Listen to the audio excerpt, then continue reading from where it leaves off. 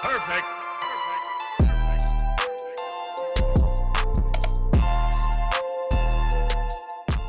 If you're new here, welcome to the AutoLust YouTube channel. And if you're familiar with this area, then what's swinging, gang? Today, I'm here to inform you that BMW has been lying to you. And if you don't know what they've been lying to you about, I'm finna get ready to show you.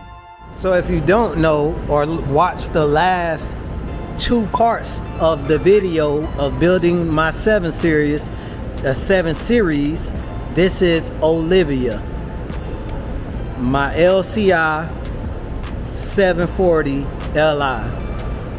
and she is gorgeous. If you didn't catch the first 2 videos of this car, well, actually the first couple videos of this car, I'm gonna have the links down in the description for the playlist. We've already bulletproofed the cooling system, lowered her H&R springs, new wheels, did the entire drive line. I mean, it's so many things we've already done to this car to bulletproof this car and make her last forever. Now today we're getting into the 3rd part of bulletproofing this car, and now I'm going to tell you exactly what BMW has been lying to you about. This right here. And if you know what this is and you know what that is, then you know exactly what they've been lying to you about. Contrary to popular belief, there's no such thing as a lifetime fluid, lifetime transmission, or any of that, especially not on a BMW. BMW doesn't even make the transmission, so why listen to them or what they say about the transmission? If you contact ZF, who makes the transmission, they'll tell you that the transmission needs to be serviced every 70,000 miles for optimum life and longevity.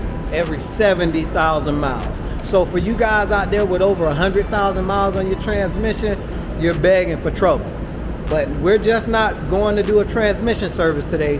We also have some other goodies. So again, if you saw the video last week, you will know that I upgraded the serpentine belt to the ECS Kevlar belt. We changed the Mickey Mouse ear coolant flange billet, put a all aluminum water pump, as you can see it right down there, the silver all aluminum water pump, got rid of the factory pump with the plastic housing, new thermostat, and a couple other new parts.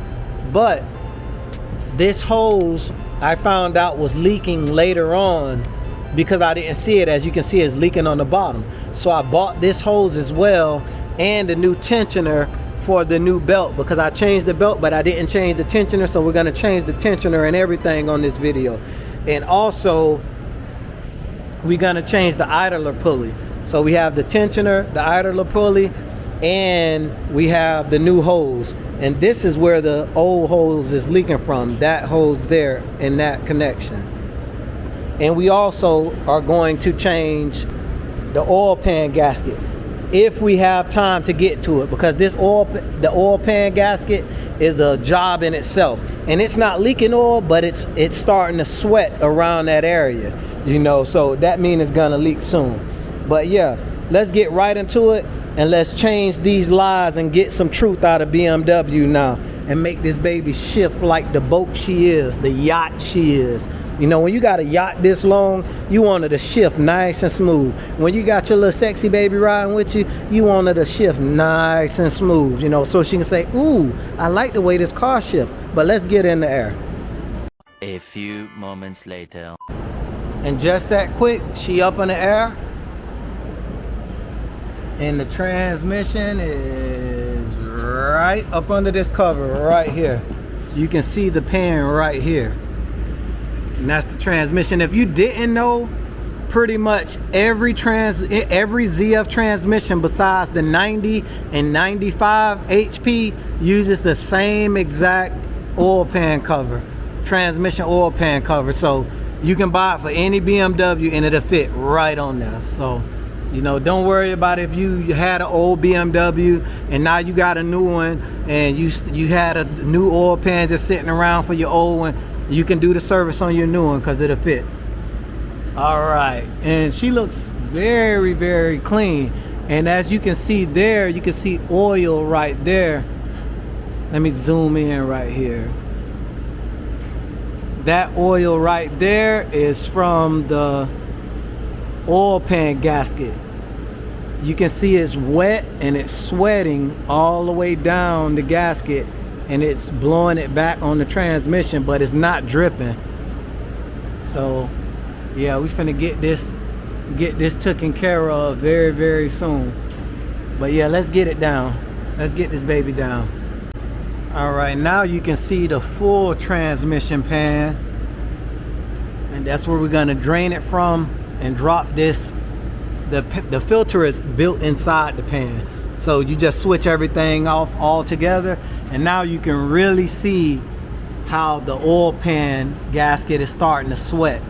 You see it's not dripping, but it's definitely sweating, and that's bad. If it's looking like this, it's gonna start dripping real soon.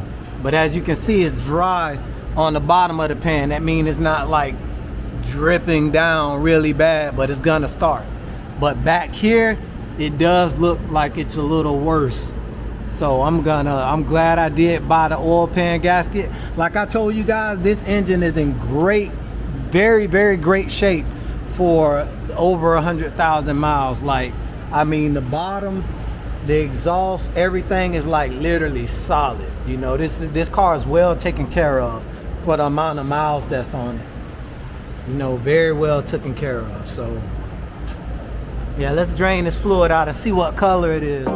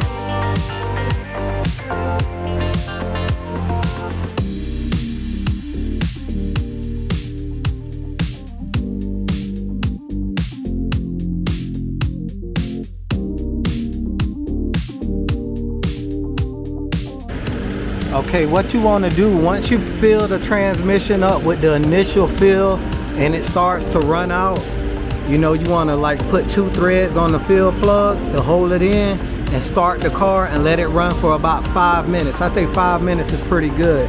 And when you pull the drain plug back out, it won't start dripping because the pump then you know, suck the fluid up inside the transmission. Then you can finish filling it, and when it starts to drain out, then you go ahead and seal it on up, and it'll be full and ready to go. But as you can see, you know, everything's dry, no leaks.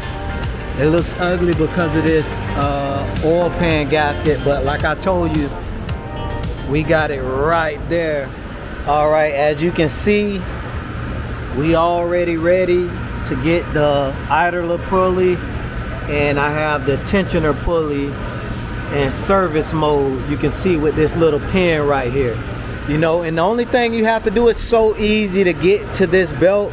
You pretty much just remove these 2 bars and this piece here, and it's so easy.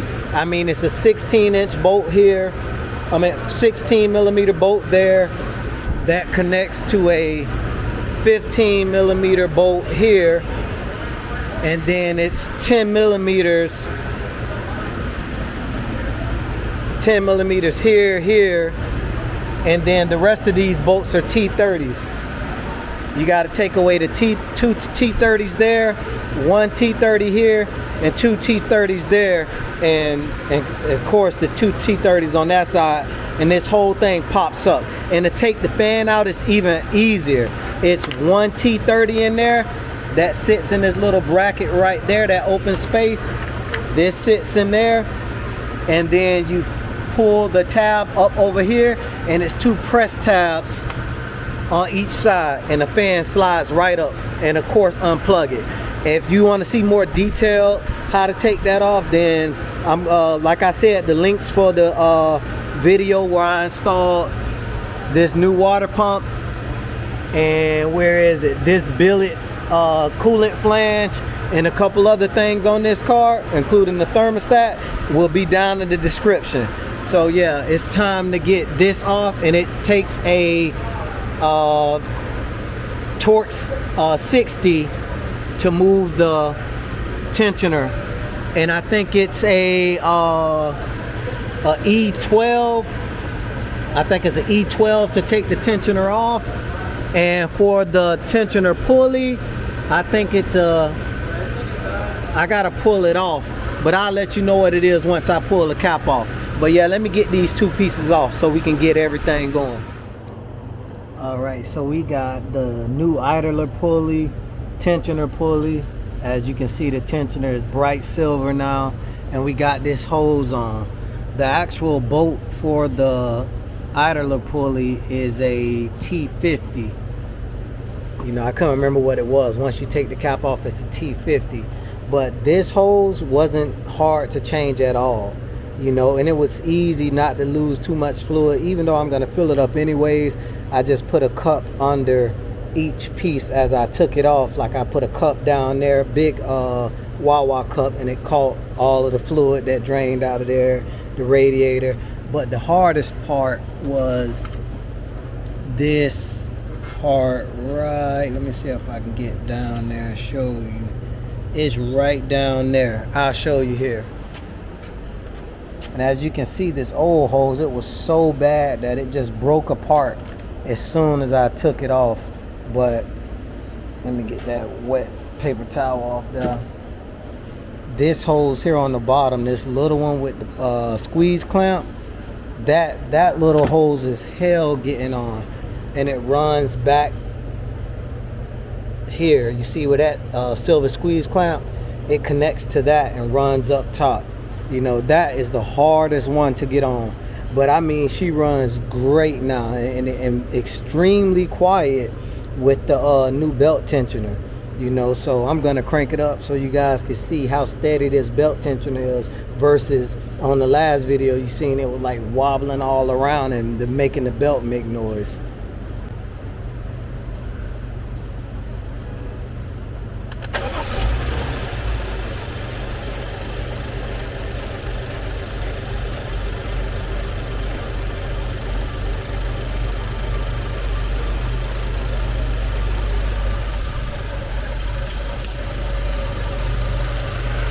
Now that is quiet. And check that tensioner out, man. That tensioner is bone straight. That is quiet.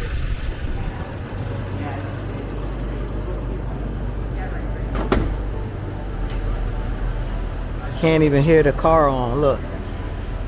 You can't even hear the engine. That's how quiet this thing is. That is crazy.